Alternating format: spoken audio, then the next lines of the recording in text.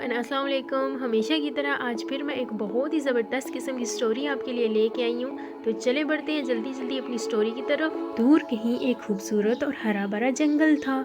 उस जंगल में बहुत से पंछी रहते थे और उन्हीं में एक नन्ही मुन्नी सी छोटी सी चिड़िया भी रहती थी। एक दिन चिड़िया आराम से अपने घोंसले में बैठी हुई थी कि वहाँ पर एक उल्लू आया और चिड़िया से कहने लगा कि चिड़िया रानी, साथ वाले गांव से तुम्हारी बहन का तुम्हारे लिए एक पैगाम आया है। हमारी बहन ने ये पैगाम भेजा है कि वो बहुत ज़्यादा बीमार है और वो चाहती है कि तुम कुछ दिन के लिए उसके पास आ जाओ ताकि तुम उसकी देखभाल कर सको। चिड़िया उल्लू की ये बात सुनकर बहुत परेशान हो जाती है और वो उल्लू से कहती है कि हाँ उल्लू भैया, मैं आज ही अपनी बहन की तरफ निकल चलूँगी। फिर चिड़िया अपना सामान बांधती है और उल्लू के पास जाती है और उससे कहती है कि उल्लू भैया, मैं अपनी बहन के पास रहने जा रही हूँ और हो सकता है कि मुझे कुछ दिन वहाँ पर लग जाए, इसलिए तुम मेरे घर का ख्याल रखना। तो उल्लू चिड़िया से कहता है कि चिड़िया बहन, तुम इसकी फिक्र मत करो, मैं तुम्हारे घर का बहुत अच्छे से ख्याल रखूँगा। और फिर इसके बाद चिड़िया वहाँ से चल पड़ती है। चिड़िया के चले जाने के बाद जंगल के कुछ पंछी उल्लू के पास आते हैं और उल्लू से कहते हैं कि उल्लू भैया, जंगल के सभी साथी पंछियों ने जंगल की सैर के लिए जाने का फैसला किया है, तो इसलिए अच्छा है कि तुम भी हमारे साथ चलो, हम वहाँ पर खूब मज़ा करेंगे। साथी पंछियों की ये बात सुनकर उल्लू बहुत खुश होता है, लेकिन साथ ही उसको चिड़िया से किया गया वादा याद आ जाता है, तो वो उनसे माजरत कर लेता है।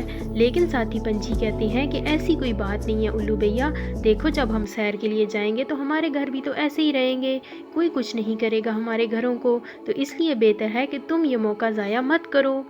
साथी पंछियों की ये बात सुनकर उल्लू कहता है कि हाँ वाकई ये बात तो सही कह रहे हो तुम। तो फिर वो उनके साथ तैयार हो जाता है और वो सब जंगल की सैर को निकल जाते हैं। जंगल में एक खूबसूरत सी जगह पर पहुंचकर वो तमाम पंछी बहुत मज़ा करते हैं।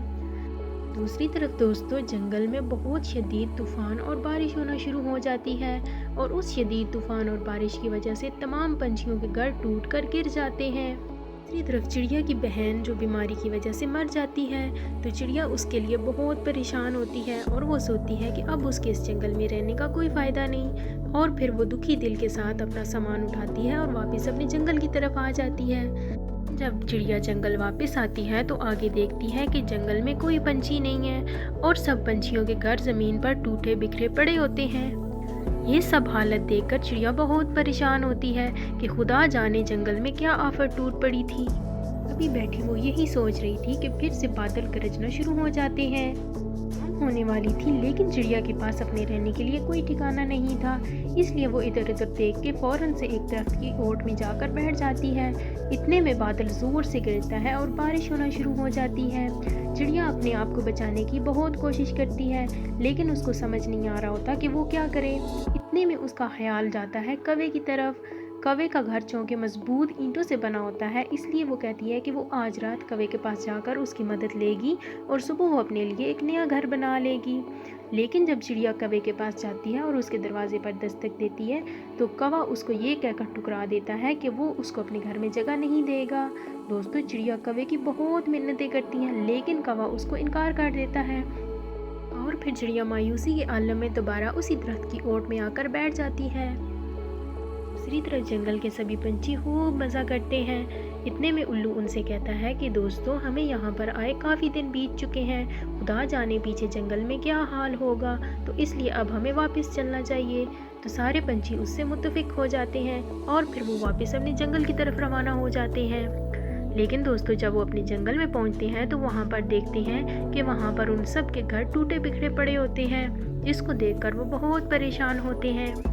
अभी वो इसी परेशानी के आलम में वहाँ पर बैठे होते हैं कि उल्लू की नज़र चिड़िया के बैग पर पड़ती है और वो कहता है कि चिड़िया वापस जंगल में आ गई है, लेकिन खुदा जाने उसके साथ क्या बीती होगी और वो कहाँ गई होगी। और इसके बाद वो सभी के सभी चिड़िया को ढूंढने के लिए निकल पड़ते हैं। ढूंढते ढूंढते उनको एक दरख्त के नीचे चिड़िया पड़ी नज़र आ जाती है, लेकिन चिड़िया तो बेहोश पड़ी होती है। सारे पंछी उसको होश में लाने के लिए बहुत कोशिश करते हैं और बिलाखिर उनकी कोशिश कामयाब होती है और चिड़िया को होश आ जाता है। और होश में आते ही वो सारा माजरा उनसे कह डालती है कि उसने कौवे से मदद मांगी, लेकिन कौवे ने इनकार कर दिया, जिसकी वजह से उसको यहाँ पर बरसात में रात बसर करनी पड़ी और उसका ये हाल हुआ था। जंगल के सभी पंछी कौवे पर बहुत गुस्सा होते हैं और वो मिलकर अपना एक बहुत ही मजबूत सा मकान तामीर करने का प्लान करते हैं। साथ ही वो सब वादा करते हैं कि आइंदा कौवे को उनसे किसी किस्म की मदद की ज़रूरत पड़ी तो वो उसकी मदद नहीं करेंगे। और फिर जंगल के सभी पंछी मिलकर अपने लिए एक बहुत ही मजबूत सा घर तैयार करते हैं, जिसमें वो सब बहुत आराम से रहने लगते हैं। कुछ दिन के बाद दोबारा से आंधी और तूफान के साथ बारिश होना शुरू हो जाती है और इतना तेज़ तूफान होता है कि उसकी वजह से कौवे का घर उड़ जाता है और वो टूटकर बिखर जाता है। और अब कौवे के पास इसके सिवा कोई चारा नहीं रहता कि वो जाकर जंगल के बाकी पंछियों से अपने लिए पनाह मांगे। दूसरी तरफ चिड़िया समेत बाकी पंछी अपने घर में आराम से बैठे होते हैं कि उनके दरवाजे पर दस्तक होती है। जब उल्लू दरवाज़ा खोलता है तो सामने कौवे को पाता है।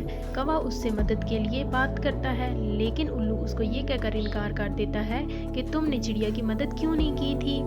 भी उल्लू यही बात कर रहा होता है कि चिड़िया रानी बाहर आ जाती है और वो कौवे की हालत देखकर कौवे को अंदर आने का कह देती है। तो चिड़िया का ये रवैया देखकर कौवा बहुत पछताता है और वो अपने रवैये की माफ़ी मांगता है। चिड़िया बहुत अच्छे दिल की मालिक होती है और वो उसको माफ़ कर देती है और इस तरह से वो हंसी खुशी वहाँ पर रहने लगते हैं। इस कहानी से हमें ये सबक मिलता है कि हमें कभी भी दूसरों की मदद करने से इनकार नहीं करना चाहिए, क्योंकि वक्त किसी भी पलट कर हमारे ऊपर भी आ सकता है। तो फ्रेंड्स, ये थी हमारी आज की स्टोरी। आप मुझे कमेंट्स में बताएंगे कि आपको मेरी स्टोरी कैसी लगी। नेक्स्ट वीडियो तक मुझे दीजिए इजाज़त, लेकिन अगर जाने से पहले आपने हमारे चैनल को सब्सक्राइब नहीं किया तो प्लीज़ हमारे चैनल को सब्सक्राइब कीजिए और बेल आइकन को प्रेस कीजिए। वीडियो को लाइक कीजिएगा, शेयर कीजिएगा और मुझे दीजिए इजाज़त। अल्लाह हाफिज़।